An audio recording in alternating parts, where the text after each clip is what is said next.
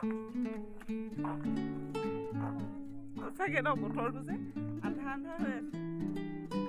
Morning আৰু hello' everyone. কি কৰি আছে আপোনালোকে?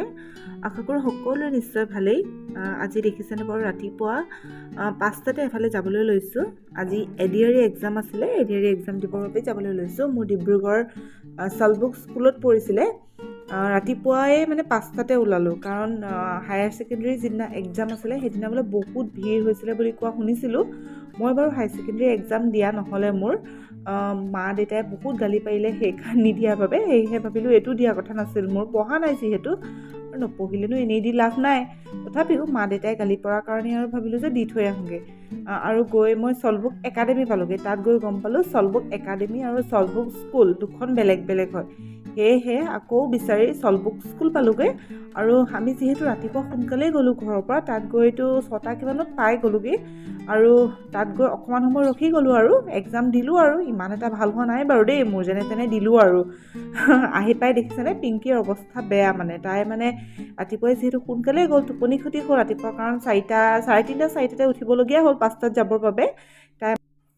তাই মানে সোনকালেতো উঠিলেই, লগতে মানে তাই ৰাতিপুৱা মানে পাতলা কিবাই খাই গ'ল ন, তো আৰু পানীও ভালকৈ খোৱা নহ'লে। সেয়েহে তাই মানে বহুত বেছি মানে গেছ হৈ গ'ল। আহোঁতে মানে তাই দেখিছে ন অৱস্থা কিমান বেয়া হৈ গৈছিলে, একদম বমি কৰি কৰি আহিছিলে। ইহঁতি আকৌ টেঙাখাট পাওঁতে ঘূৰি আহোঁতে চিৰাও লৈ ল'লে। আমি টেঙাখাটৰ চিৰা মানে বহুত ভাল পায় বুলি কয়, আৰু আমাৰ আগৰ পৰা টেঙাখাটৰ পৰা এনেকৈ চিৰা আনে, খাবলৈও ধুনীয়া হয়। এক্সাম দিলোঁ বাৰু দেই, বৰ এটা ভাল নহ'লে, কাৰণ নপঢ়াকৈ পৰীক্ষাটো দিছোঁ। মাৰ দেউতাই গালি খাই পৰীক্ষাটো দিয়া নিচিনাকৈ দিলোঁ, আৰু ইমান এটা ভাল হোৱা নাই বাৰু। পাছ চাগে নকৰিমেই, নাজানো আৰু কি হয়, নিগেটিভ মাৰ্কিঙো আছে যিহেতু। আহি পালোঁ সেই দুলীয়াজানতে কিবা এটা খাওঁ বুলি।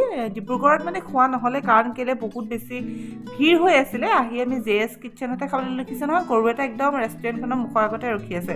আমি মানে একদম চিম্পল কিবা এটা খাম বুলিয়ে এখনলৈ গৈছোঁ। ইয়াত মানে একদম ঘৰুৱা নিচিনাকৈ খানাবিলাক দিয়ে, আৰু মছলা পাতি ইমান ব্যৱহাৰ নকৰে। আমি আকৌ লোকেল চিকেন খাম বুলি ভাবিছিলোঁ।